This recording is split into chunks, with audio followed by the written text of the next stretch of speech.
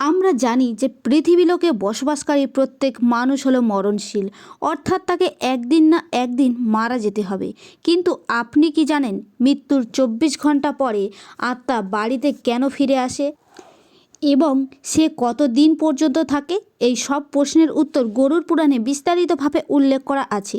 চলুন জেনে নেওয়া যাক মৃত্যুর 24 ঘন্টা পরে আত্মা কেন তার নিজের বাড়িতে ফিরে আসে। গরুড় পুরাণে বলা হয়েছে, যখন কোনো মানুষের মৃত্যু হয়ে যায় তখন যমরাজের দূত ওই আত্মাকে তাদের সাথে যমলোকে নিয়ে যায়। সেখানে তার পাপ ও পুণ্যের হিসাব করা হয় এবং 24 ঘন্টার মধ্যে যমদূত ওই মানুষের আত্মাকে তার ঘরে রেখে যায়। যমদূতের ছেড়ে দেওয়ার কারণে ওই আত্মা তার আত্মীয় পরিজনদের চারপাশে বিচরণ করতে থাকে এবং তার আত্মীয় পরিজনদের ডাকতে থাকে, কিন্তু তার আওয়াজ কেউ শুনতে পায় না। তা দেখে মৃত ব্যক্তির আত্মা বিচলিত হয়ে যায় এবং সে জোরে জোরে চিৎকার করতে থাকে। তারপরেও কেউ তার আওয়াজ শুনতে পায় না। আত্মা তার মৃত শরীরে প্রবেশ করার চেষ্টা করে, কিন্তু যমদূতের ফাঁসে বেঁধে থাকার কারণে সে তার মৃত শরীরে প্রবেশ করতে পারে না। এছাড়া গরুড় পুরাণে বলা হয়েছে যে কারোর মৃত্যু হয়ে গেলে তখন তার আত্মীয় পরিজনরা শোক বিলাপ করতে থাকে। তখন সেই দৃশ্য দেখে ওই মৃত আত্মার খুবই কষ্ট হয় এবং সেও জোরে জোরে কাঁদতে থাকে, কিন্তু সে কিছু করতে অসমর্থ হয় এবং নিরুপায় হয়ে তার জীবনকালে করা কর্মগুলিকে স্মরণ করে সে আরও ভাবুক হয়ে ওঠে।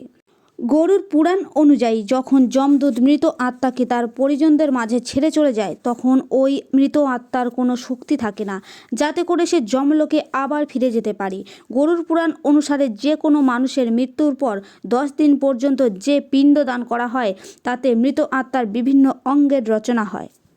একাদশ ও দ্বাদশতম দিনে যে পিণ্ডদান করা হয় তাতে করে ওই আত্মার শরীরের মাংস ও ত্বকের নির্মাণ হয় এবং 13তম দিনে যে থেরাপি করা হয় তাতে করে মৃত আত্মা যমলোকে যাওয়ার পথ নির্ধারণ করে।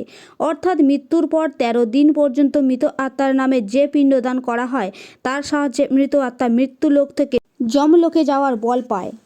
এই কারণে গরুড় পুরাণে বলা হয়েছে যে মৃত আত্মা 13 দিন পর্যন্ত তার পরিজনদের মাঝে বিচরণ করে এবং এরপর মৃত আত্মা মৃত্যুলোক থেকে যমলোকে যাওয়ার পথে বেরিয়ে পড়ে। এই পথ অতিক্রম করতে তার 12 মাস অর্থাৎ 1 বছর সময় লাগে। মান্যতা অনুসারে 13 দিন পর্যন্ত করা পিণ্ডদান এই মৃত আত্মার 1 বছরের ভোজনের সমান হয়। আমাদের মনে হতে পারে যে যদি কোনো ব্যক্তির পিণ্ডদান না করা হয় তাহলে কি হতে পারে, তা গরুড় পুরাণে বিস্তারিতভাবে উল্লেখ করা হয়েছে।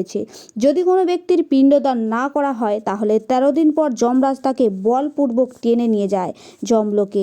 এই অবস্থায় মৃত আত্মার যাত্রার সময় অনেক কষ্ট ভোগ করতে হয়। এই কারণে হিন্দু ধর্মে কোনো ব্যক্তির মৃত্যুর পর 13 দিন পর্যন্ত পিণ্ডদান আবশ্যক মানা হয়েছে।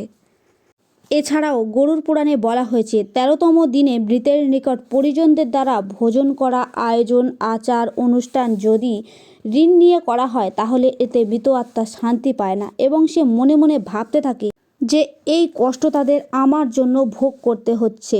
সাথে গরুড় পুরাণে এও বলা হয়েছে যে মানুষ জীবিত অবস্থায় পুণ্য কর্ম করে তাকে যমদূত মৃত্যুর 13 দিন পর নিজের সাথে যমলোকে নিয়ে আসে এবং এমন পুণ্য আত্মাকে যমলোকে আসার পথে কোনো প্রকার কষ্ট ভোগ করতে হয় না এবং যে মানুষ জীবনকালে খারাপ কর্ম করে ওই মৃত আত্মাকে মৃত্যুলোক থেকে যমলোকে আসার পথে হাজারো কষ্ট ভোগ করতে হয়। এতে করে সে থরথর করে কাঁপতে থাকে এবং যমদূতের কাছে কান্না করে ক্ষমা চাইতে থাকে, কিন্তু যমদূত তাকে ক্ষমা করে না এবং পূর্ণ আত্মা যখন যমলোকে পৌঁছায় তখন যমরাজ ওই আত্মাকে যমলোক থেকে স্বর্গলোকে পাঠিয়ে দেয় এবং পাপী আত্মাকে তার পাপ কর্ম ভোগ করার জন্য নরকে পাঠিয়ে দেয় এবং সাজা পূর্ণ হলে এই সব আত্মাকে নিম্নজনী রূপে পুনরায় পৃথিবীলোকে পাঠিয়ে দেওয়া হয়।